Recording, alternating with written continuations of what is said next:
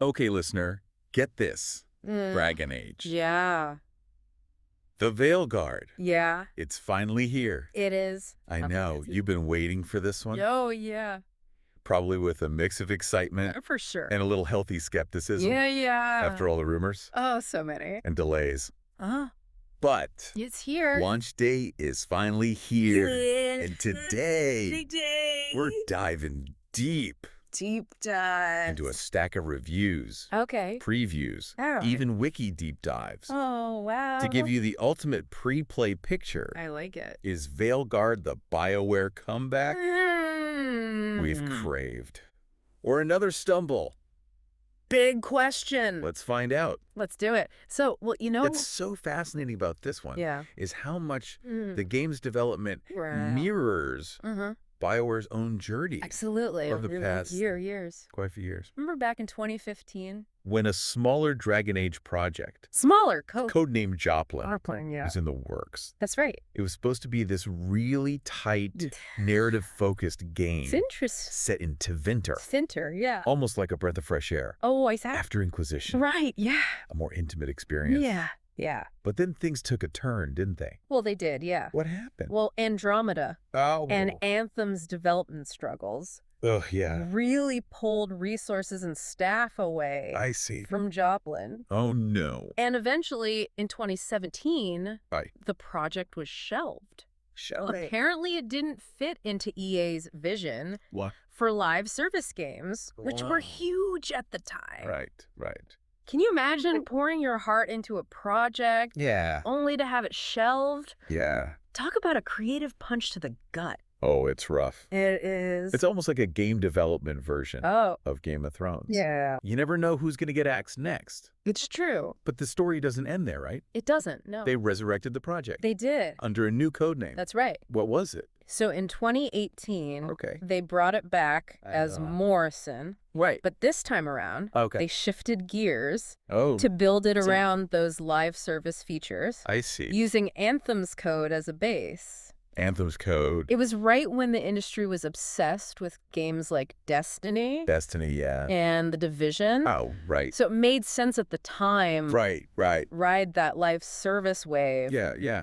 But then, plot twist, We'll talk. Star Wars Jedi, Fallen Order, Oh, yeah. came out of nowhere in 2019 It did. and was a massive hit. Huge hit. Suddenly, single-player narrative games were back in vogue. Back in style. And remember what happened with Anthem? Oh, yeah. Its disastrous launch It was rough. forced them to pull the plug I remember. on the planned revamp. Right. So in 2021, Okay. BioWare made the decision Uh-huh. to ditch the multiplayer aspect Wow. of Morrison Okay. and go back to their roots, All right. a purely single-player experience. Interesting. They finally landed on the name Veilguard. Veilguard, finally. And well, here we are. Here we are. It's been a journey. It has been quite a journey. So many twists and turns. Many. And this constant shifting of gears Yeah. must have taken a toll on the team. You would think so, yeah. It did. It did. There was a lot of staff turnover A lot. during development. Yeah. Key figures like Mike Laidlaw, Oh, Laidlaw. the lead writer for Dragon Age, Origins and Dragon Age 2, Right. left in 2017. Yeah. Then in 2019, Okay. Mark Dara, Dara, yeah. the executive producer of the entire Dragon Age franchise, Wow. departed. And don't forget about Matthew Goldman, Goldman, the senior creative director. who had been with BioWare for over 2 decades. 2 decades. He left in 2020. Oh, wow. Even Christian Daly, Daily. who took over as executive producer after Dara, I remember that. only stayed for about a year. Oh, wow. Wow. That's a lot. That's a lot of brain drain, It is. especially for a studio known for its strong creative leadership. Absolutely. It makes you wonder how all of those departures, Yeah. coupled with the constant pivoting, Right. impacted the game itself. Yeah. Is Veilguard a Frankenstein's monster Yeah. of different visions stitched together? Oh, interesting. Or did they manage to create a cohesive experience? Yeah. That's what we're here to find out. Let's find out. And one of the biggest changes you'll notice right off the bat Okay. is the combat system. Combat. Okay. We're talking real-time action combat now. What? A far cry from the tactical pause and play style Yeah. of previous Dragon Age games. Right. Oh, hold on. Yeah. Real-time combat. Real time. Like God of War style. Oh, wow. That's a huge GE shift for a series. It is. That's always been about strategic party management right. and carefully planning your attacks. Yeah. What does that even feel like I know. in a Dragon Age game? Hard to imagine. Right. Imagine going from meticulously positioning your party members Okay. and queuing up abilities to dodging enemy attacks in real time. Oh, wow. That leaked alpha footage from 2023 Right. gave us a glimpse of it. Just a glimpse. But actually experiencing it in a full release right. is something else entirely. Yeah. It's definitely going to be a shock to the system. It is. For longtime fans. For sure. I can only imagine. I know. It makes you wonder if they manage to retain the tactical depth that Dragon Age is known for. Right. Or if it's more about flashy combos and button mashing now. I hope not. I remember struggling to adapt to the action combat in Final Fantasy VII's Remake. Oh. So I can only imagine the learning curve here. Oh, it'll be steep. It will. Definitely. And it's not just the combat that's undergone a major transformation. Okay. Remember all those world-altering choices you made in Inquisition? I do? The ones that could completely change the political landscape of Thetis? I remember. Oh. Get ready for a reality check. Okay. Because only 3 of those choices actually carry over to Veilguard. Seriously? Wait, seriously? Only 3? Only 3. That's right. But doesn't that diminish the impact of our choices in previous games? You would think. What does that say about the overall narrative continuity of the series? Right. So, what's the deal with that? John Epler, the creative director, has said that they wanted to have more creative freedom with this new story. With this one. Having to account for every single choice from past games would have created a logistical nightmare. Right. And potentially led to inconsistencies and contradictions. Makes sense. Yeah. I guess I see their point. I do too. It's like trying to write a sequel to a choose-your-own-adventure book with a million different endings. Yeah. But still, part of the magic of Dragon Age has always been that sense of a living, breathing world. I agree. Where your actions have real, lasting consequences. Yeah.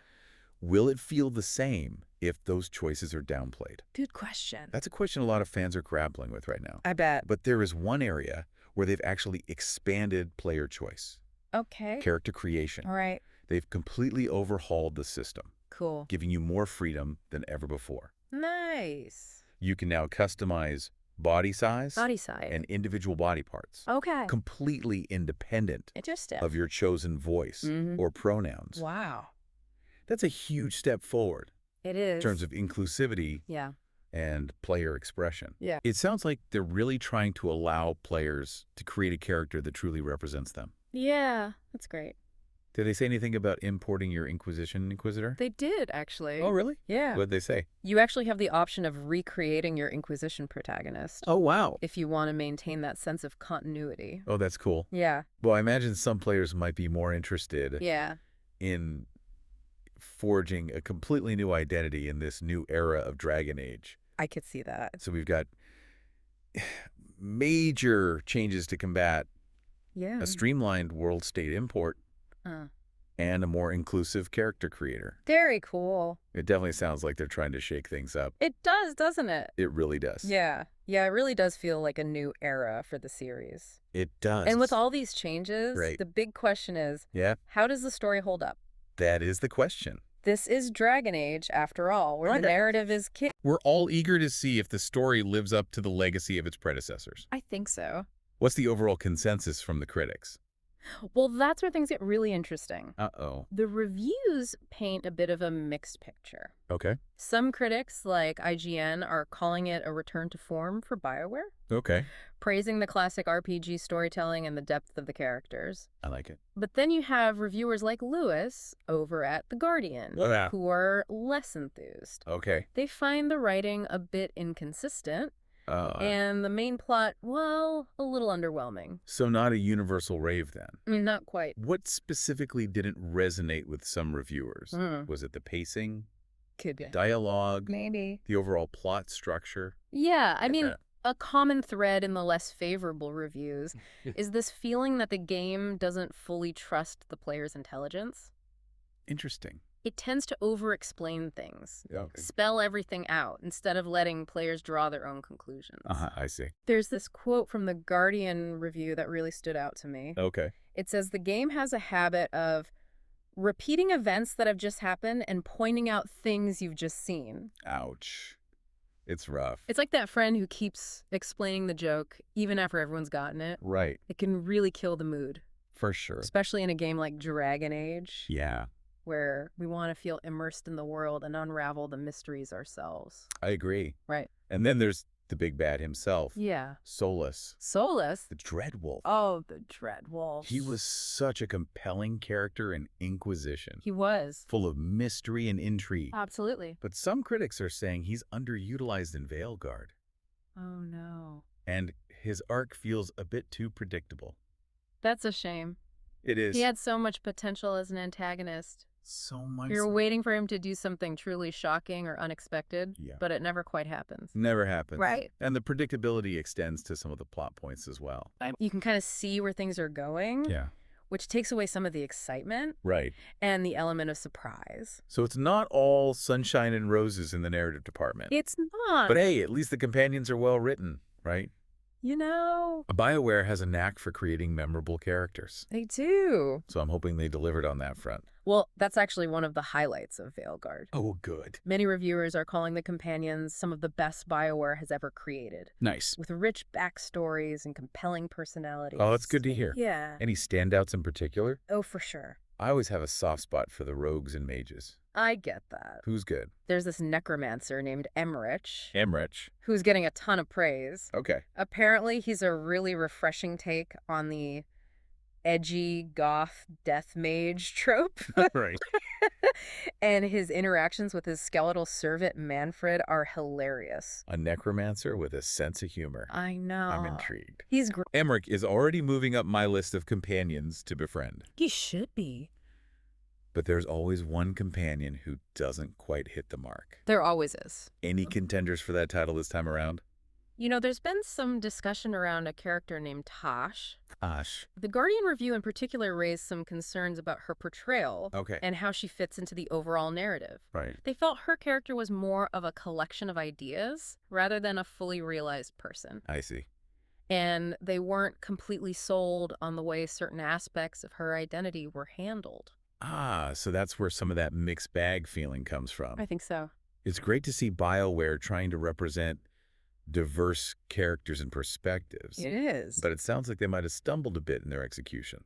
Yeah, there's a sense that her character, while well-intentioned, might lack some of the nuance and depth that we've come to expect from BioWare's writing. It's tricky territory, right? Oh, yeah. You want to explore these important themes and create characters that feel authentic. Right. But it's a delicate balance. It is. Absolutely. And it sounds like the jury's still out on whether they fully achieve that balance with Tosh. Right. But hey, at least Emmerich sounds like a winner. Emmerich is going to carry this game. He just might. So compelling companions. Yeah. A mixed bag on the story front. Mm-hmm.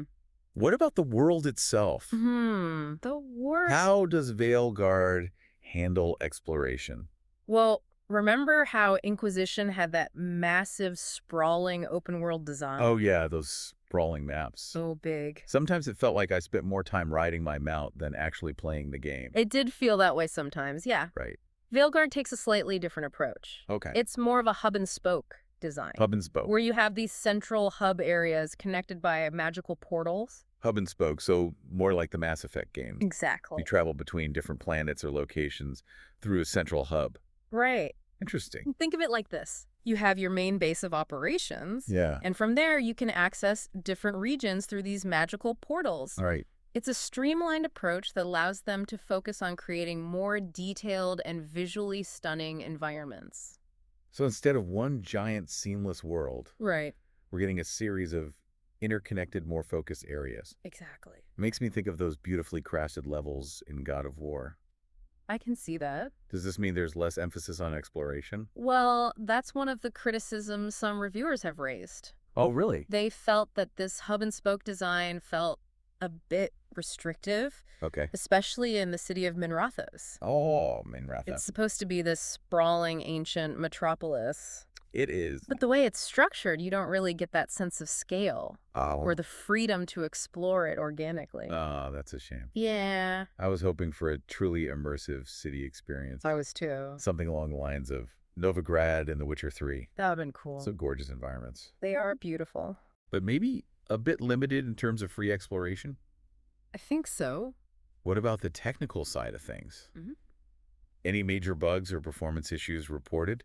You know, there have been some reports of camera problems and graphical glitches, Okay. especially in the early reviews, Right. but nothing game-breaking, it seems. Well, that's good to hear. Yeah. A few glitches are to be expected with such a massive game, Oh, yeah. especially at launch. Absolutely. But hopefully they'll iron those out quickly with patches.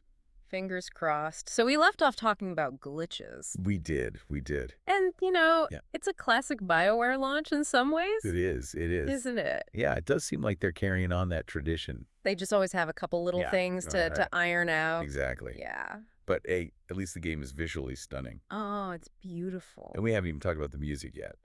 The music. The Dragon Age series has always had It has. incredible soundtrack. It really has that. And from what I've heard, Yeah. Veilguard is no exception. Okay, good. The score is getting rave reviews. Nice. And apparently they've really leaned into that Tevinter Imperium vibe Okay. with some Byzantine-inspired choral pieces. Oh, wow. I'm getting chills just thinking about it. Okay, I need to hear this soundtrack. You do? But before we get completely sidetracked by epic music, Right. let's talk about Yeah. how the game is actually being received Okay. by the wider gaming community. A wider community, yeah. What's the overall consensus? Well, critically, it's sitting in a pretty decent spot. Yeah.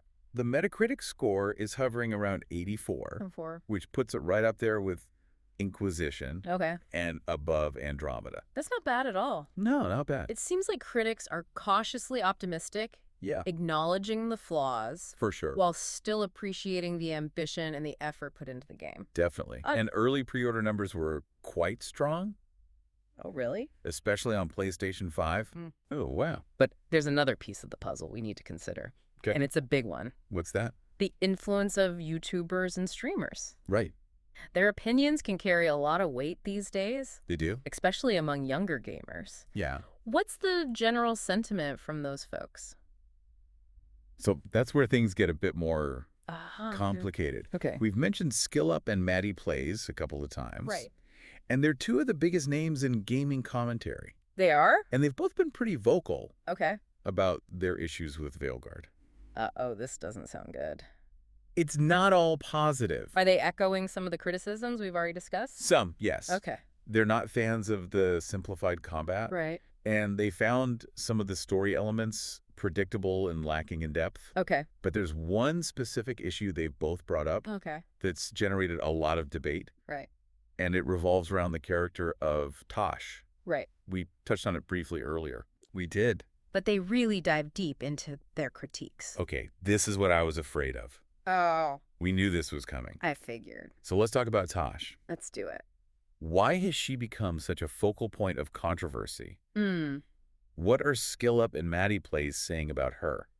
Well, without getting into too much detail, Sure. their critiques center around the way her character is written Okay, and how certain aspects of her identity are portrayed in the game. I see. They argue that it lacks a certain level of nuance and authenticity, Okay. and that her story arc feels more like a checklist of social issues Right. rather than an organic, believable character journey. It's like they're saying the game is trying too hard to be woke Yeah. or check off certain boxes Right. without really understanding the lived experiences of the people they're trying to represent. I think that's a fair assessment. Right. And they also point out that the game's dialogue system, Yeah. which has always been a core part of the Dragon Age experience, actually limits your ability to engage with Tosh in a meaningful way. Oh, The dialogue options are often quite restrictive, Okay. So you don't really have the opportunity to challenge her viewpoints I see. or have a genuine conversation about her experiences. That's a valid point. It is. If you can't push back against a character's ideas Yeah. or explore different perspectives through dialogue, Right. it can make them feel less like a real person Right. and more like a mouthpiece for the writer's agenda. Exactly. Right. And that brings us to the heart of the controversy.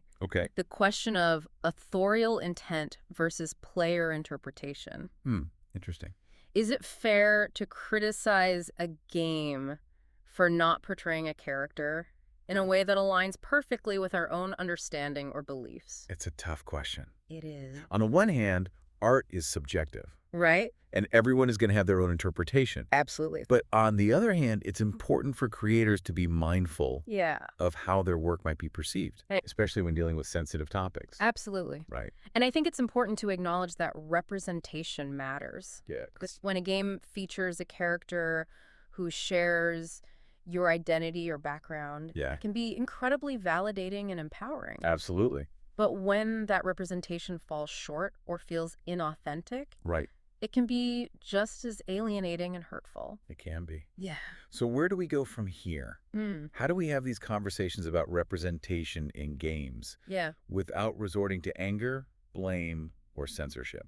That's the question. I think it starts with listening to each other, It does. even when we disagree. For sure. It's about recognizing that there are multiple perspectives on these issues Right. and that everyone is coming to the table Yeah. with their own lived experiences and biases. Absolutely. And it's about having empathy, right? I think so. Trying to understand where the other person is coming from, Yeah. even if we don't agree with their conclusions. Even if we don't, it's about having a dialogue, It is. not a shouting match. Exactly. And it's about recognizing that these are complex issues with no easy answers. Well said. Thank you. So Dragon Age, the Veilguard, Veilguard. is a game that's sparking a lot of conversation, It is. both positive and negative. That's true. It's a game that's pushing boundaries and trying new things. Uh-huh. And it's a game that's not afraid to tackle difficult topics. Absolutely. And ultimately, whether you love it or hate it, Right. there's no denying that it's a game that's making people think. It is. And that, in itself, is a valuable thing. I agree. So, listener, Yeah. we've given you the information, We have. the analysis, The the multiple perspectives. all of them. Now it's time for you to decide. That's right. Will you step into the world of Veilguard Hmm. and experience it for yourself? Big decision. The choice is yours. As always, Happy gaming. happy gaming.